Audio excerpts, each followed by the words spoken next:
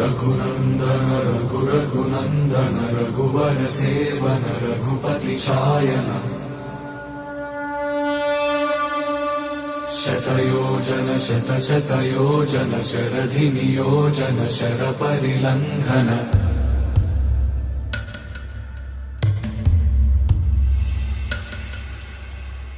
Raghunandan Raghunandan Raghubar seven Raghupati चायन